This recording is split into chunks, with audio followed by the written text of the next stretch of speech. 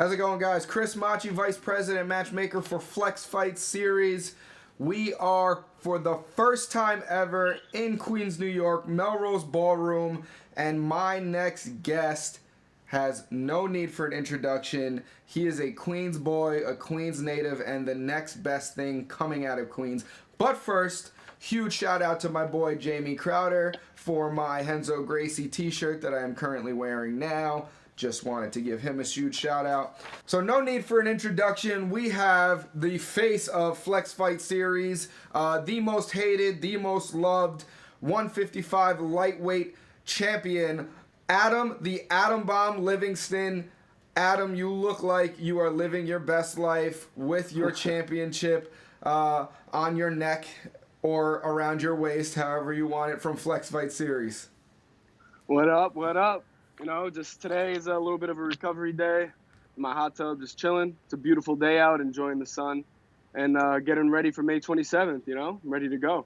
So let's talk a little bit about May 27th. In true Flex Fights fashion, we have tons of celebrities coming in the building, not only yourself, but we have Mr. Bing Bong himself, Gorilla Nems, coming. Hashtag don't ever disrespect me. Go check that out. Hilarious. Really, really funny guy. And he does music himself too as well. And we also have It's Biscuit, the biggest blogger in the world, a Long Island icon. Adam, what is it like knowing that you're fighting for the promotion that is bringing the celebrities at this level to the show?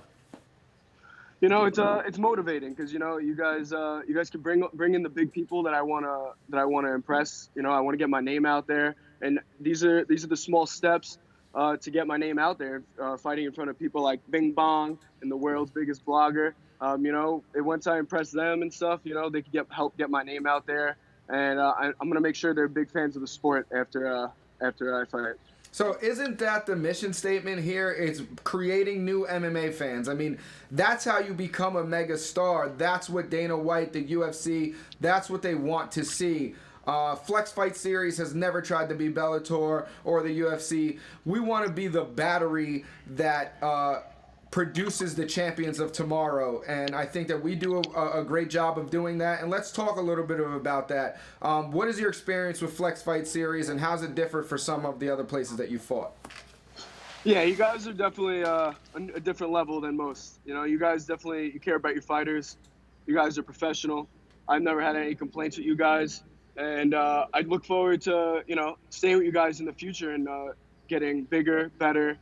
Everything, you know, you guys do it different too. I've never had anyone come out to my fights and was disappointed. Every time they want to keep coming back, and when they want to see me keep knocking fools out and turning up like they're in the club, but also getting to watch the motherfuckers throw some hands, you know. So it's lit. I want to actually talk about that.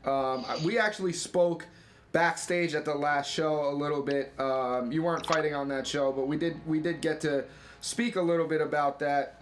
The fact that people are assuming because you have a yacht, you're soaking in a jacuzzi, you don't come from this kind of I guess grassroots background, that the fighting kind of comes second, or that you're not deserving of the spotlight that you're getting.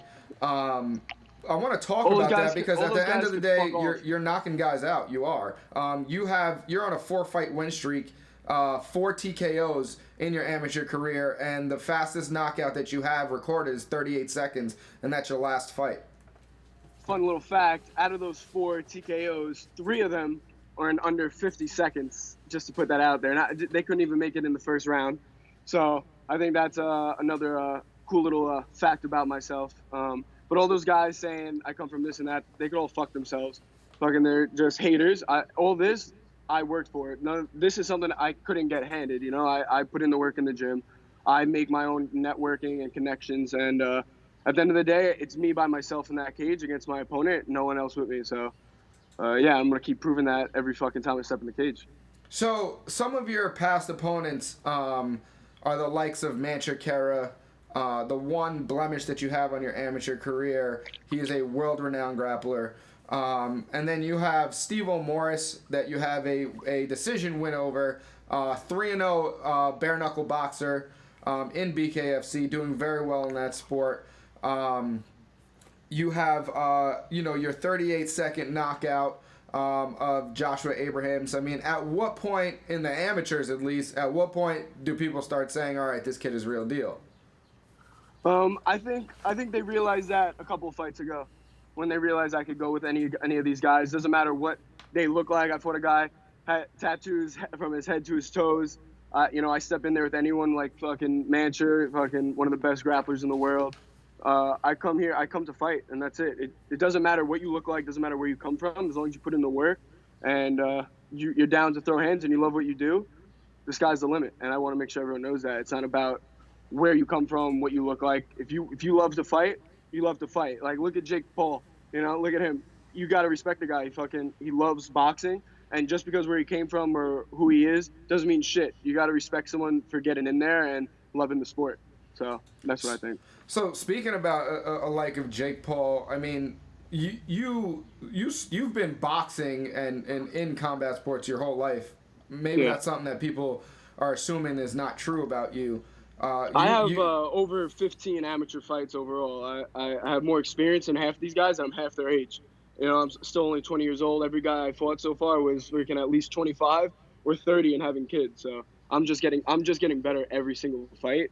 The trajectory I'm on is unmatched. So I'm just getting better. Do you see yourself, in the social circles in the future of Jake Paul, and do you see a partnership there and maybe some synergy?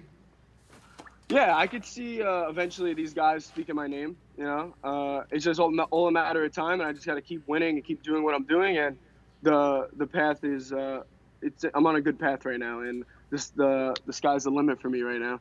And I'm excited to see what happens. You never know. I could end up in a boxing match with Jake Paul one day, or what I always said I could see happening, me versus Ryan Garcia, the two quote unquote pretty boys going at it, and I think I knock him the fuck out. But I think it would be a an entertaining fight. Well, good thing that we have our president and CEO Nick Canobio with a firm foundation in the world of boxing.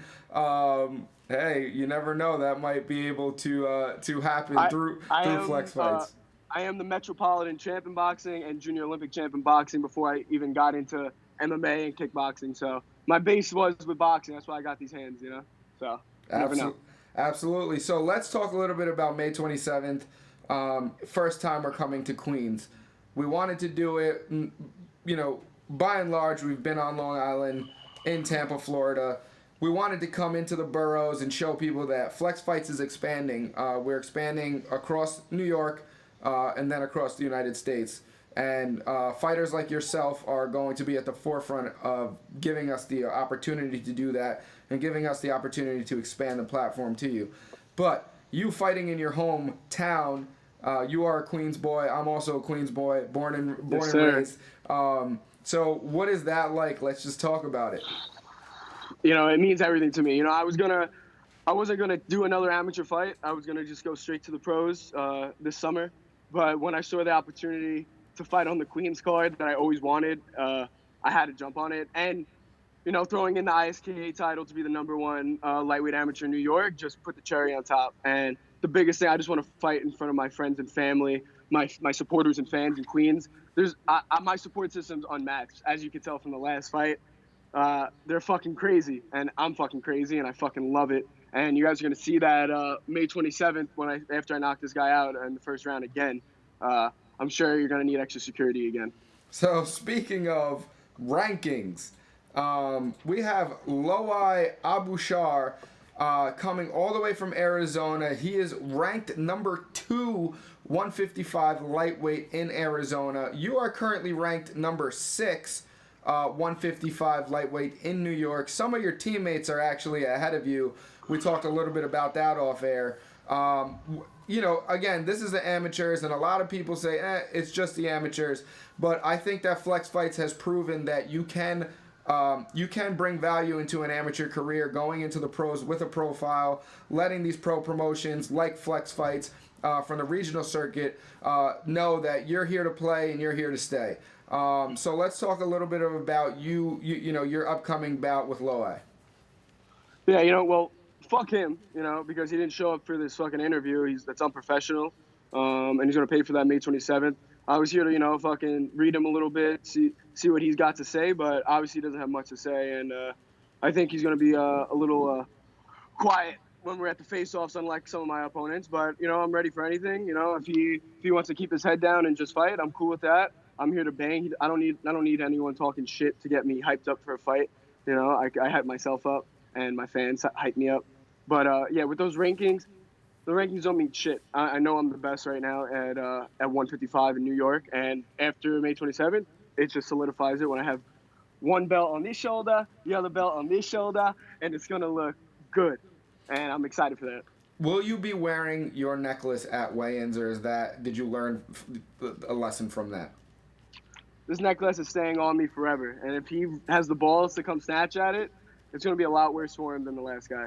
Yeah, the last one was pretty bad. He's lucky you were there to hold me back. The last one was pretty bad.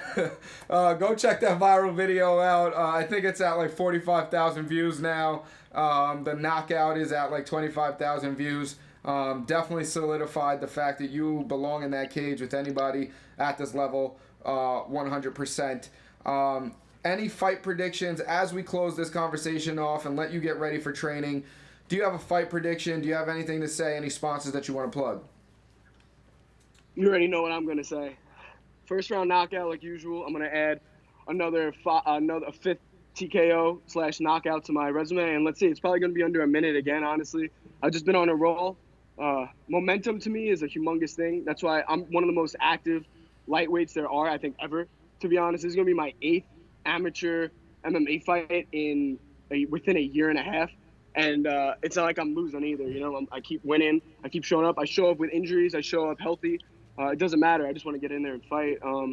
Just a big shout out to my coaches and teammates at Long Island MMA. Ever since I teamed up with them just a little over a year ago, my career has been just booming. And they push me to my limits every time. They kick my ass in the gym. They push me. They motivate me. And all my teammates are doing amazing. And shout out to my teammates fighting this weekend, John Caldone, Nog, Kareem, they're all gonna kill it, and then they're gonna start off the win streak again for me, and I'm gonna end it, and it's gonna be a great night, and I'm excited. Awesome. Well, guys, in closing, May 27th, we are at 95% capacity. I know all the promoters love to say this, but when we say it, we mean it. If you want to grab your tickets, go to flexfights.com, grab your tickets, select Adam Livingston's name, support your local fighters now so that they can get to the next level. Again, we are at 95% capacity currently. If you cannot make it live, there is a pay-per-view link as well at flexfights.com. The Adam Bomb Livingston, May 27th, Gorilla Nems, It's Biscuit, Flex Fight Series.